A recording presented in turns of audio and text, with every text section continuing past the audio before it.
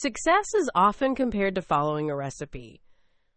Just like in cooking, you need the right ingredients, the correct steps, and enough time to see the final result. However, many people believe that success happens quickly or by luck, when in reality, it is a process that requires effort and dedication. The first ingredient in the recipe for success is having clear goals. When you know what you want to achieve, it becomes easier to create a plan and stay focused. Without clear goals, people often feel lost or unmotivated because they do not know where they are going. Another important element is hard work. There is no shortcut to success.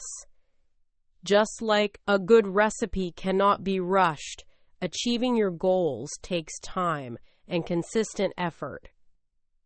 Patience is also a key part of success. Many people expect immediate results, but real success usually takes time. Learning from mistakes is another important ingredient. Failure is not the opposite of success. It is part of it. Finally, maintaining a positive attitude can make a big difference. In conclusion, success is not something that happens overnight. It is the result of clear goals, hard work, patience, learning from mistakes, and a positive attitude.